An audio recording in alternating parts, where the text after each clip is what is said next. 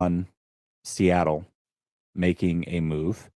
Hmm. They lost their arguably their best pass rusher for the season. They Yes. then remedied that by going and getting Frank Clark, and then who was the guy they just traded for? I'm drawing a blank. All these The guy names from the floating around my head. Giants, dude from the Yeah. Giants. Leonard Can't Williams. remember. Leonard Williams, Yeah. that's who it is.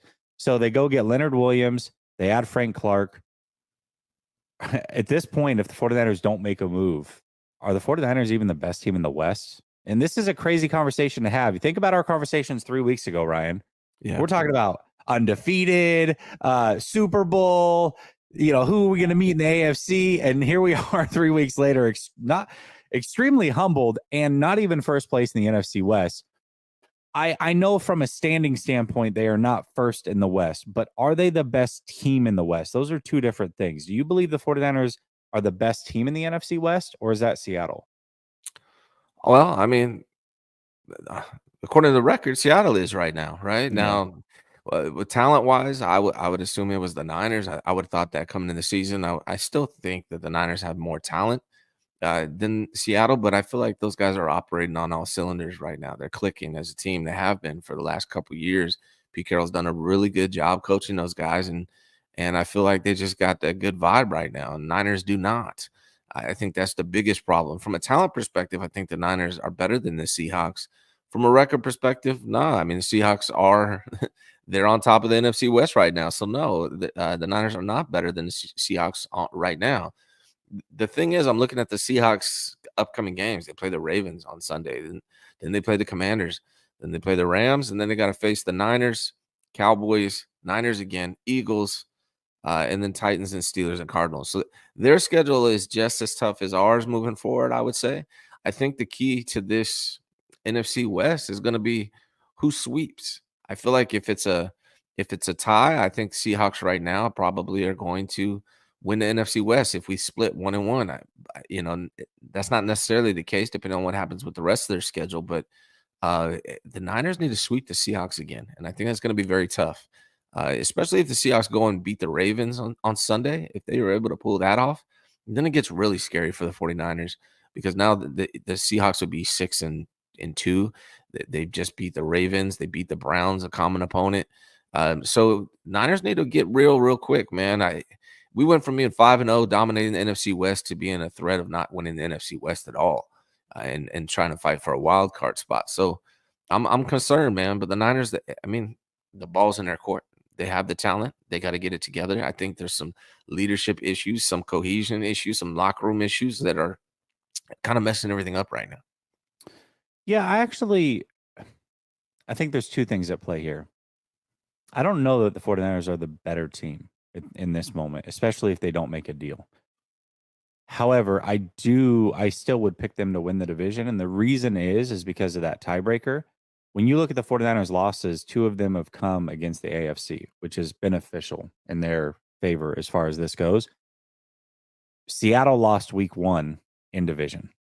And that, I think, might come back to bite them if they end up in a tiebreaker situation. Assuming the 49ers sweep the Rams and the Cardinals, that loss is going to be huge on their record. So I think the 49ers actually might win the division. I said this after the draft. I made a video immediately after the draft saying that Seattle is coming a lot faster than what people think is a possibility here. They are right there. They are on the 49ers' heels. They are not a year away. This team is very, very good, and they've built it to stop the San Francisco 49ers. They have.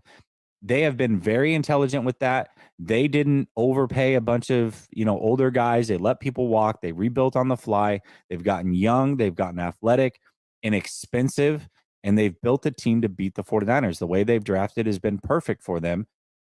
And I think that might be a possibility right now. They might be the better team. And I think the fact that we're even having the conversation, whether they are or are not, kind of brings us back to reality that not only is it going to be tough to go through a team like Philadelphia, Detroit, maybe we'll see. Dallas, the 49ers tend to own.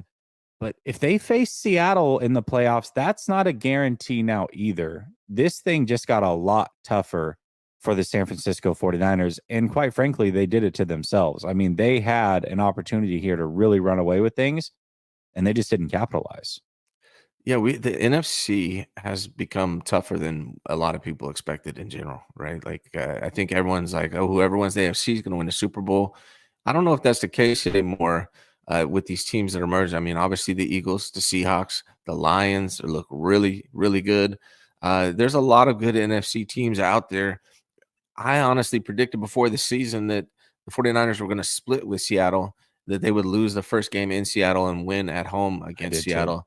Yep. And I still kind of think that's what happens, which is concerning because if the Seahawks continue to have the success they're having, if they beat the Ravens somehow this weekend and then we split with them, I feel like it's almost a lock for Seattle to win the NFC West.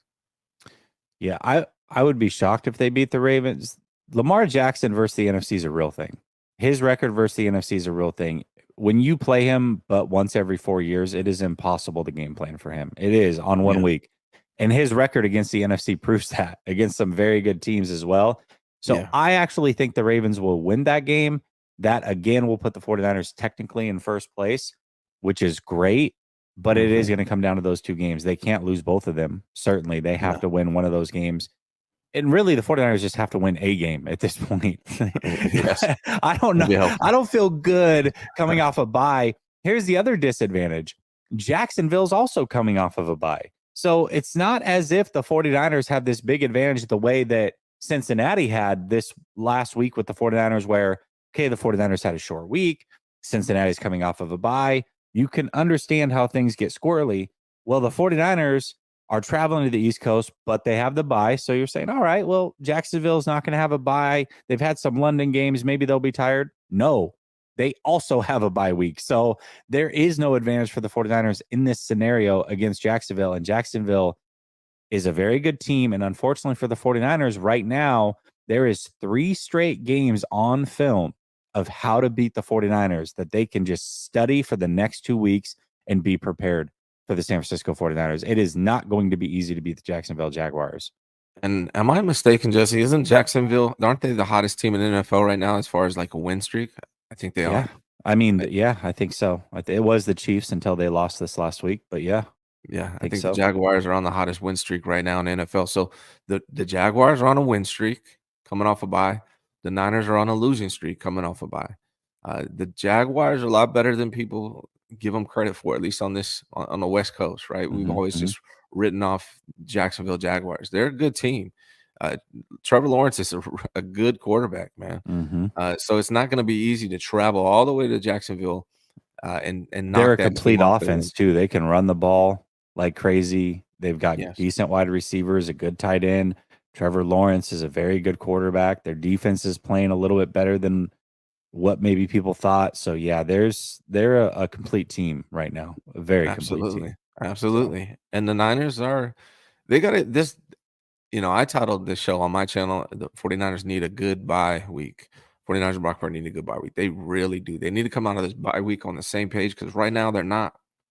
I reported on my channel last week what I was told in regards to the 49ers players on defense and even John Lynch not being sold on Steve Wilkes. mhm. And I think Hob Vega just posted a picture. Says a picture's worth 1,000 words. It's Wilkes talking to the defense at halftime, and the body language that you see from the players kind of confirms what I've been told. They're not on the same page. There's got some issues there, and they need to nip that in the bud ASAP because if they're not bought in, they're gonna have problems moving forward. That's like the biggest crucial part to me. Brock Purdy's got to get back on his game. He can't be turning the ball over late. 49ers got to get the run game going, and they got to get the defense on the same page as Wilkes.